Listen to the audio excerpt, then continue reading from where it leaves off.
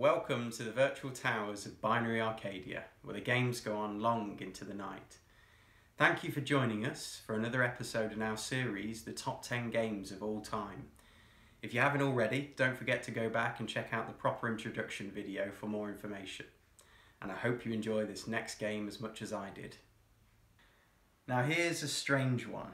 A game I really wasn't ready for when I first played it. But then again, maybe a horror story about existential crisis is perfect fodder for one's early teens. Silent Hill was released by Konami in 1999 on the PlayStation 1. It sits at a decent 86 out of 100 on Metacritic.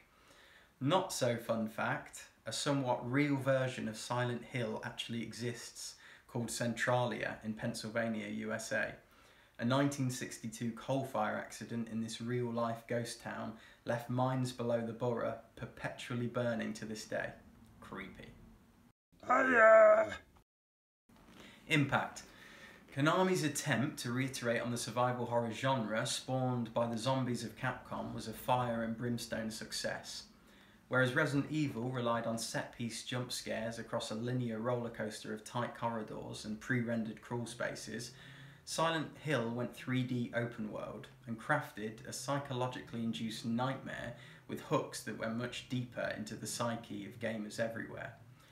Like Resident Evil, Konami cleverly utilised the drawbacks of the hardware to create the atmospheric disturbia at the centre of their vision. Darkness and fog are lavished on Silent Hill by the bucket load, which helped to create mood and atmosphere whilst easing the blow on the PlayStation 1's straining architecture.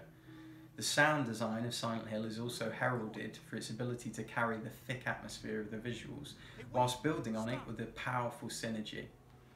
A mention must also go to the multiple endings system.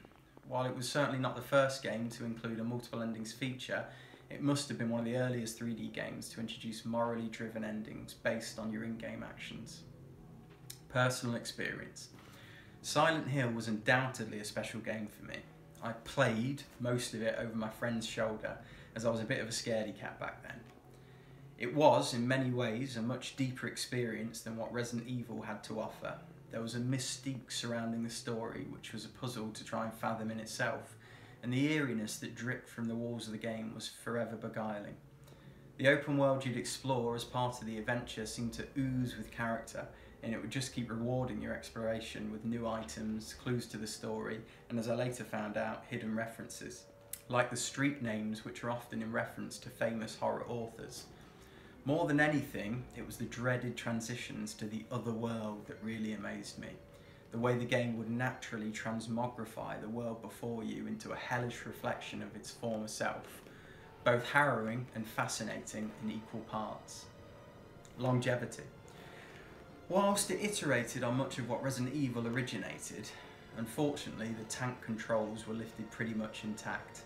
This makes it somewhat painful to replay in light of modern conveniences, and whilst the story did a lot to move things on from Resident Evil's hammy plot and performances, there is still a lot of room for improvement. But as with all good games, there's still a lot of enjoyment to be had, as long as you pack your rose-tinted glasses for the journey. Or are they blood-stained? So I'm going to score this one with an impact of 3, a personal experience of 4, and a longevity of 3. So that is going to give us 10 out of 15. Well, I hope you enjoyed the video, and if you did, then please give us a like, and if you didn't, a dislike. Feedback's always good. And if you want to see more from us, then don't forget to hit the subscribe button and ring that bell for notifications. And I think that's about it. Another one for the archives. Stamped and completed.